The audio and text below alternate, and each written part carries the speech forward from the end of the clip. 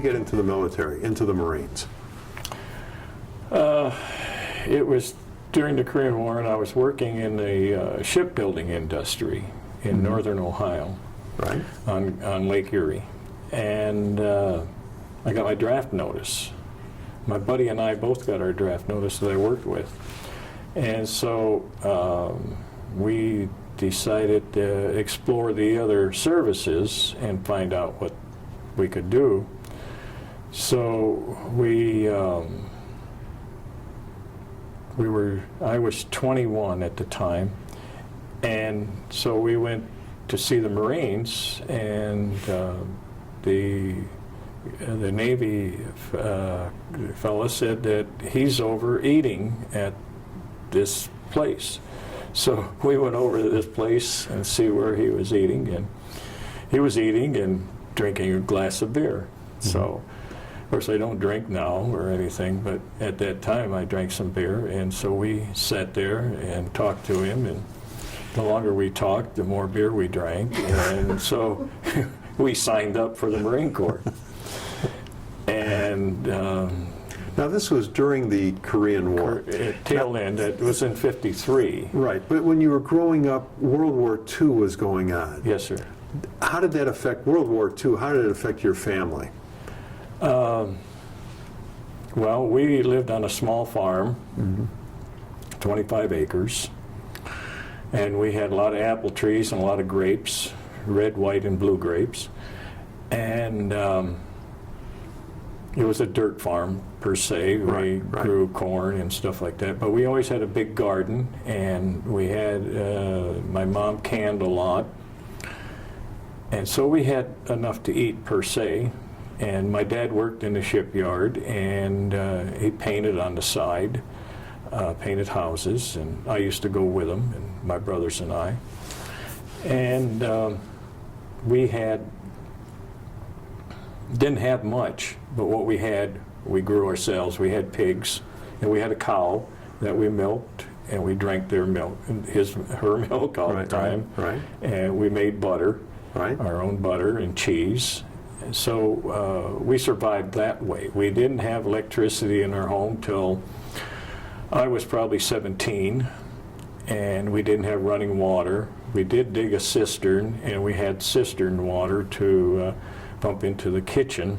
Now, did you know people that had all these things that you didn't have? Yes, sir. And what were you thinking? Well, my cousin who lived about 2 miles away, my mom's sister, they were in the same boat. My grandparents on my mother's side, they lived on a farm about 8 miles away, and they were in the same boat. So I didn't think anything of it, and the kids I went to school with they lived in the city, most of them. So I didn't think anything of it, per se. So now, what were the things that you did, to protect from the cold of the cold winters in Ohio, near the Cleveland area, and how did you guys keep cool in the summer?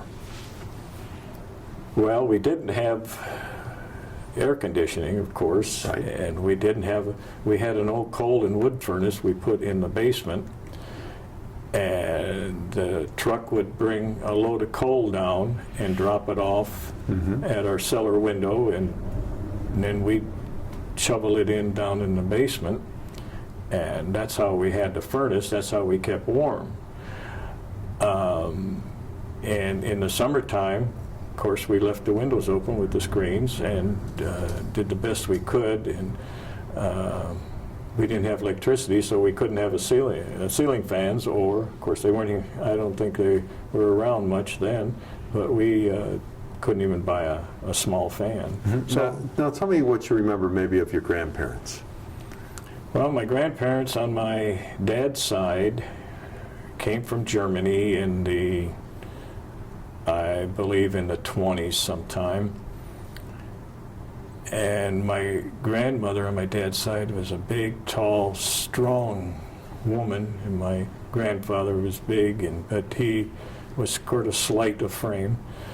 He was a painter in the shipyard for 40-some years, and my grandmother took care of the family, and they lived in town after they left the farm, they had the farm out there next to where we lived as I was growing up, but they moved back to town, and they had a big acre of land there where they had garden and everything. But they died when I was about, probably 5, 6 years old. Mm-hmm.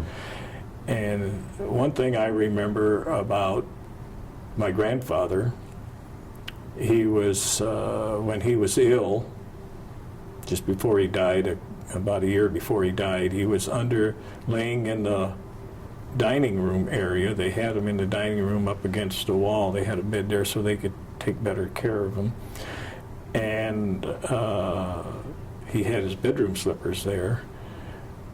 And they had a cat, and the cat went in his bedroom slipper, and my grandmother and I was over there at the time, and my mother and father, and he swore at that cat and said the cat will never be in the house again, so they put the cat out in the barn. They had a barn there in the city.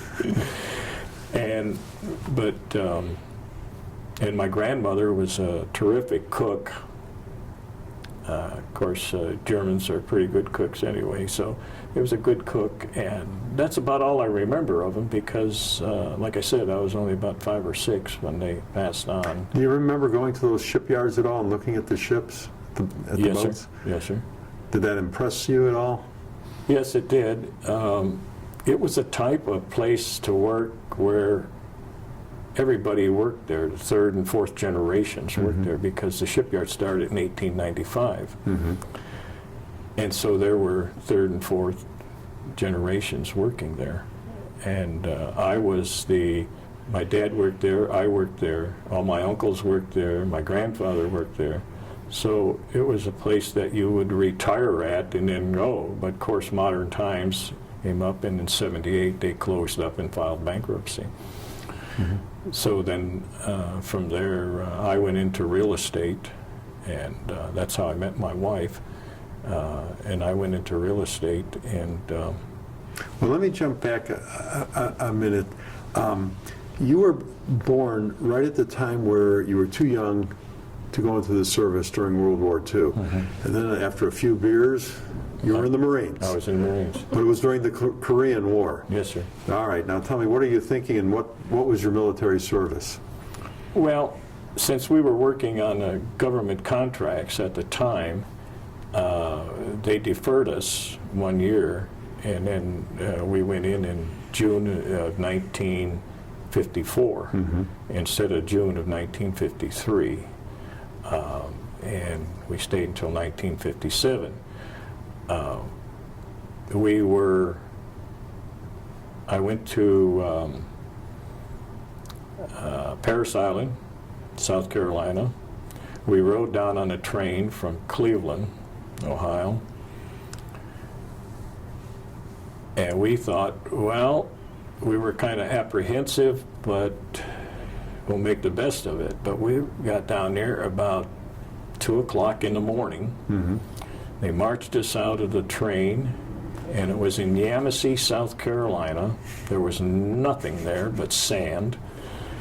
And they stood us all at attention and had us empty our pockets of everything. Mm-hmm. They went by and picked everything up.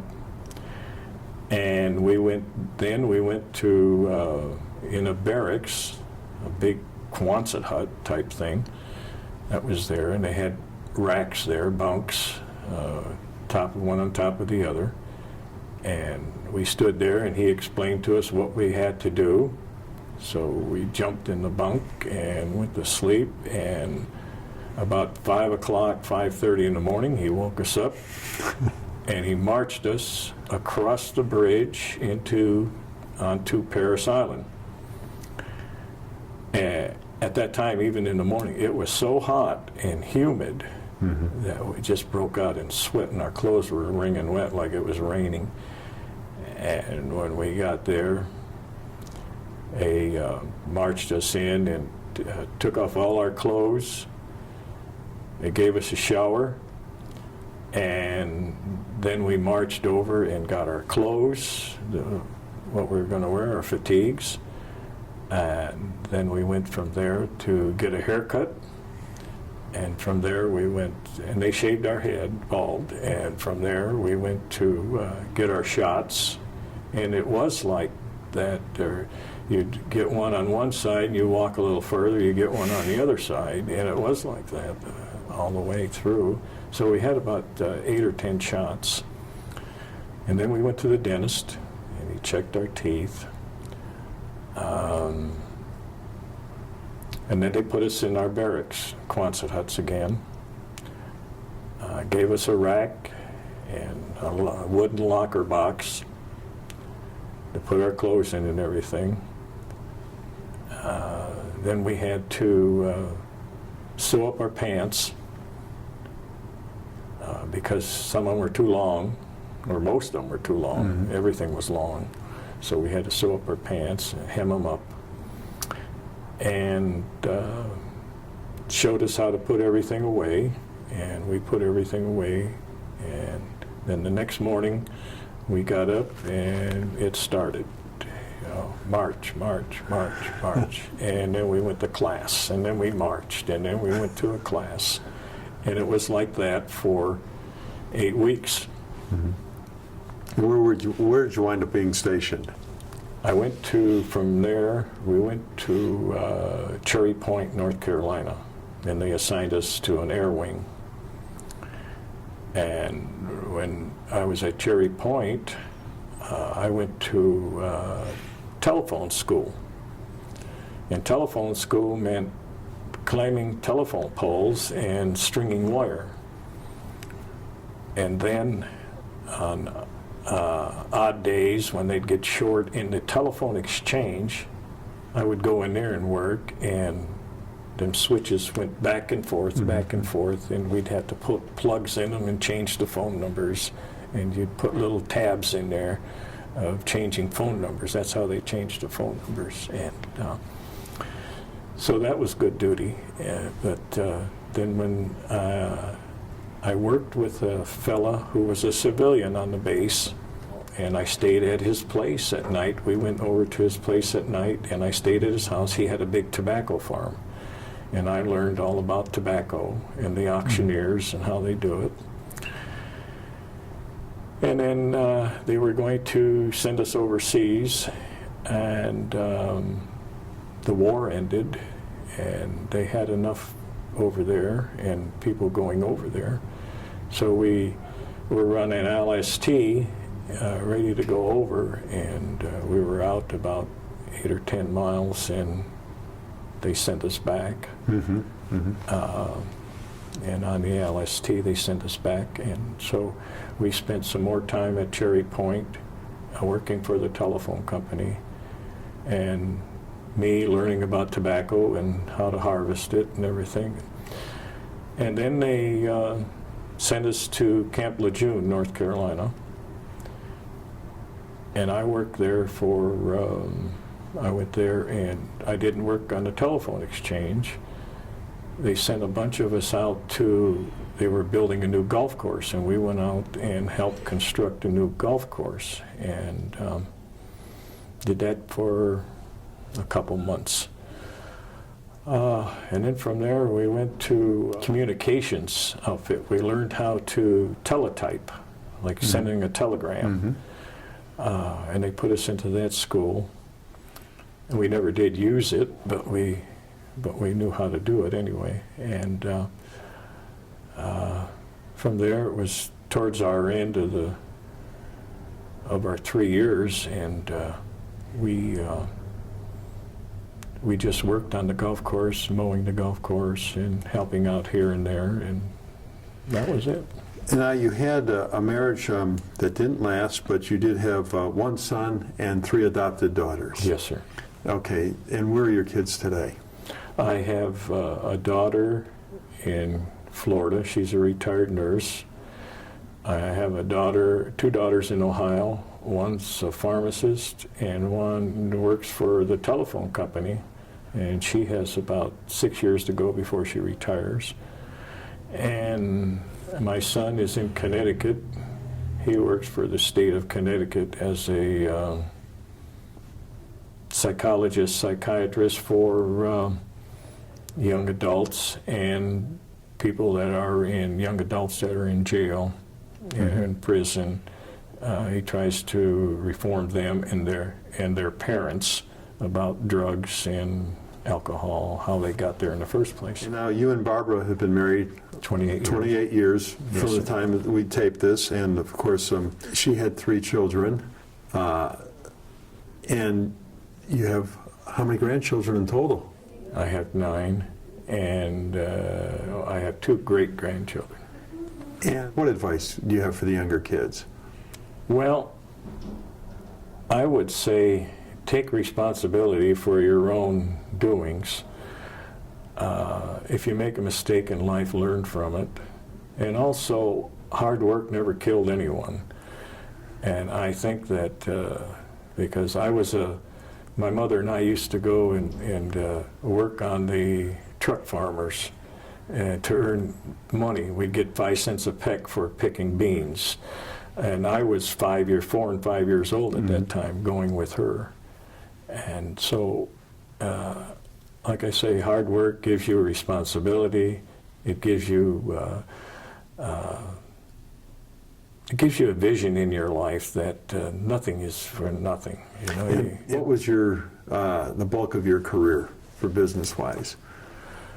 Well, I worked in the shipyard for 28 years. Right. And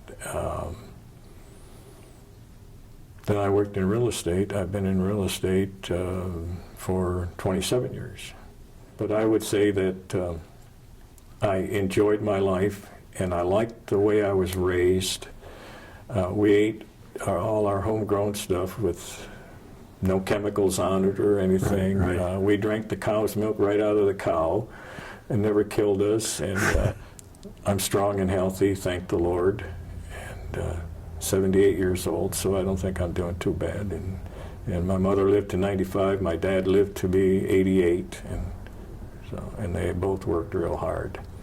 So I think children today need to have responsibilities and to work when they're young to know what life is going to be like. Right, right. So. Good job, man. Thank you very much. Okay.